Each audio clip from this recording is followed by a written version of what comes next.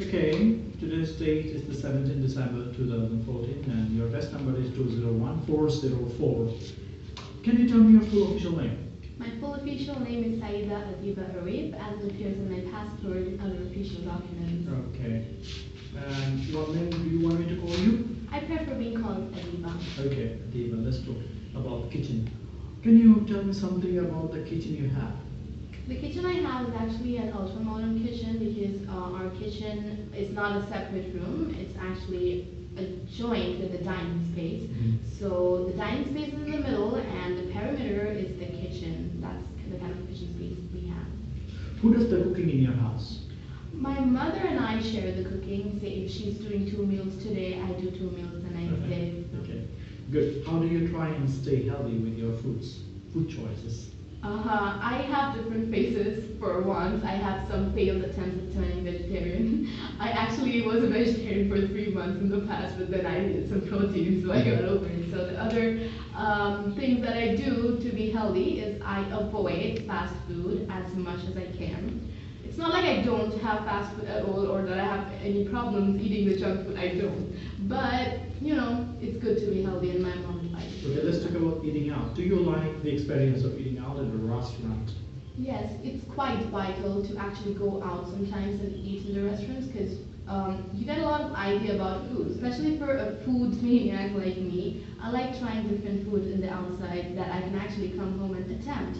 And it's a good ambience and it's a good environment to actually have some good time with your family or with your friends in special occasions. So yes.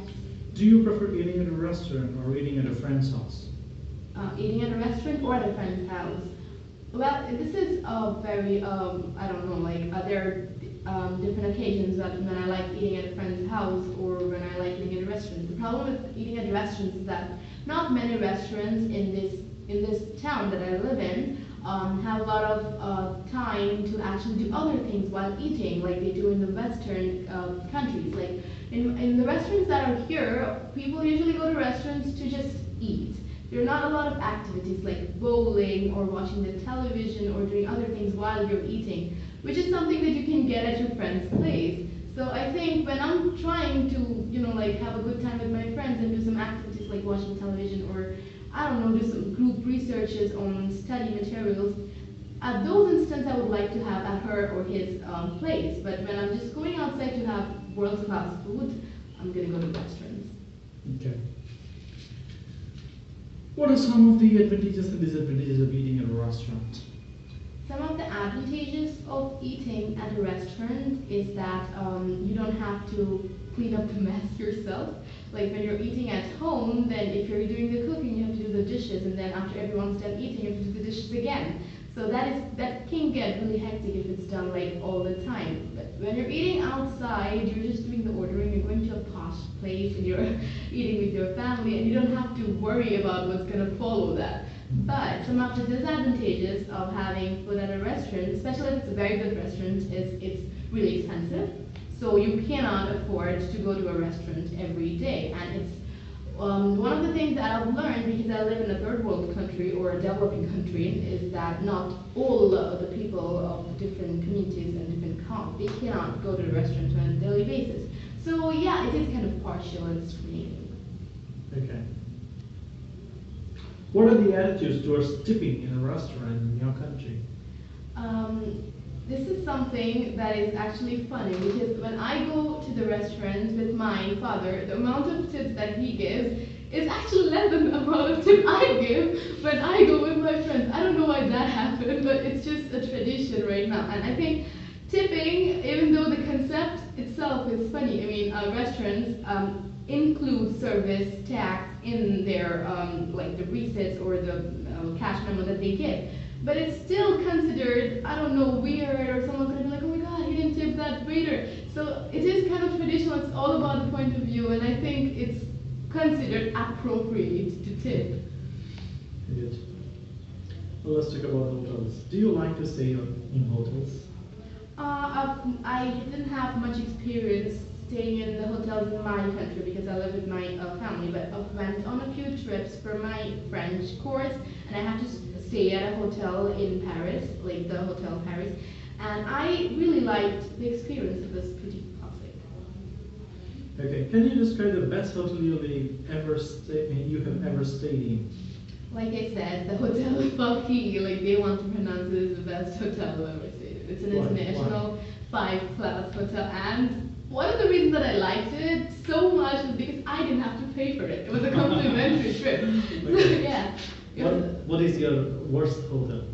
the worst hotel that I've stayed in my life. This hotel we went in Costa's Bazaar once. I do not know why we went to that hotel, but we did instead of going to the typical other hotels that we usually go to. It was the worst hotel ever. We could actually hear the people living next, like in the next room. We could hear them screaming. There was a family. There was a wife and a husband. They were screaming, and we were like, "Oh my God, what's happening?" So yeah, that was my worst experience. The food sucked. The people, the hotel service was awful, and they need to get soundproof walls. Okay, what are some of the advantages and disadvantages of staying in a hotel? Some of the advantages of staying at a hotel is that if you're actually traveling outside, where else are you supposed to stay? Not in a hotel. Like, if you don't have relatives, or if you don't want to stay at a relative's place when you're visiting a place or a different country for, say, 10, 15 days and want to bargain them, hotel is the only option. It's like kind of like very essential, especially for tourists and other people who are going outside. And a few disadvantages of hotels is you can't find good hotels with a cheap price. So if you're willing to stay at a hotel which will actually give you security, you're going to have to empty your pockets for that. Okay. Do you think the hotels are overpriced? Well, I cannot call it overpriced because the hotels which are actually taking a lot of money are making sure that we use all the facilities. Like a good hotel will give you complimentary spa and complimentary access to the pool and complimentary laundry, and they take care of a lot of things. So I don't think they're overpriced. I mean, if the hotels are actually priced, they're priced because they, are doing the kind of services. Okay, thank you very much. Now I'm going to give you a card. The card is on a topic, and you'll also find some guiding questions. Based on that, you have to prepare for 1 minute. Your topic is to describe an airport where you spend some time. Yeah, sure. They're all, like an airport is one of the places that a person who likes traveling needs to go a lot. And I've been to a few countries, and I think, can I keep this? Okay. I've been to a few countries, so I've went to my fair share of airports. One of the airports which I like a lot is the Changi Airport in Singapore. It's actually a really pretty airport, but when we went in there, the flight was delayed for some time, so I got to spend a little time in there. And okay, so the airport is really big, and they have separate places for souvenirs, and they have places where you can. There was lounge, and there's a restaurant, and there was a cafe that I found in there, which was based on authentic Singapore food, which is where me and my family we spent our time basically at. And my time at the airport was actually pretty good. I mean, sometimes I thank my, like the world and the universe that the flight was delayed because the amount of good time I had in that place was epic. So yes, I did have a very good time in the airport. Thank you very much. Let's talk about plane travel. Can you explain why there is so much more air travel nowadays? Well, people are very busy nowadays, and they don't have time to go the traditional ways. They're taking like the road or the train or other means of transport. Especially, this is very much prominent in the business class and the student class because they're the ones with the least time to spare. Do you think the rise of the budget airline is a good or bad thing for our society? Well, if the budget is increased for airlines, then the government is paying to the companies who are actually manufacturing the airlines. So the companies themselves are going to have to spend less themselves. So they're going to, for profit, they're going to charge less money to us. Which is why I think for busy people, it's actually a pretty good idea. But for a country like ours, where where about 60% of the people are still illiterate, to actually spend the money that they could allocate for educational purpose, to actually spend it to make the richer even richer, I think that's absurd. So. Can you predict what changes might occur in yellow industry over the next 50 years? The what industry? I didn't get it. Can you predict what changes might occur in the yellow industry over the next 50 years? The what industry? The airline industry. Oh, okay. I guess their choice of fuel could be changed because right now the fuel that they're using is very perishable and they are very expensive. And once we run out, like in I don't know 1,000 years or I don't know in how many years we run out of that fuel, I think the modern airlines will actually think of an alternative and a greener, fuel to run their, airplanes. Okay. What are some of the main dangers of air travel? Terrorism is one of the main things that I get scared of when I'm setting off because there's so many, you see it in the news like almost once in a fortnight that people are getting in airplanes and they're robbing the entire place and everything. But there are other things that scares me is losing my luggage. It has happened a few times and I never like the consequences. And there are some honest accidents that take place in airplanes. Even though the communities and the authorities take their precautions and they find out the reasons of the accidents to later improve our flight experience, it's still pretty dangerous sometimes. Okay. Let's talk about fossil fuels. What impact will this unsustainable use of fossil fuels have on the airline industry?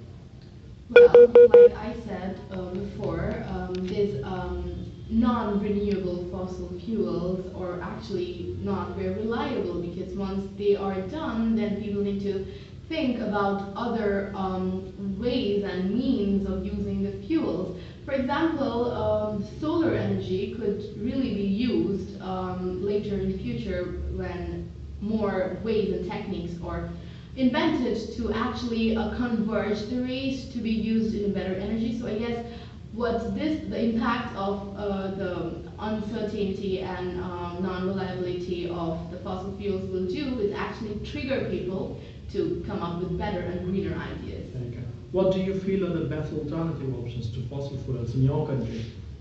In my country, I guess if we could actually rely on the water more to produce our share of energy that we usually get from fossil fuels, it would be pretty good because my country is a riverine country and we have the Bay of Bengal to the south, so we don't really have problems with water like they do in deserts and other places because my country has an abundant supply of water that could be used. And if we can actually manage to establish more windmills as an alternate form of energy, that would be really good. Can you compare the advantages and disadvantages of wind power and hydroelectric power?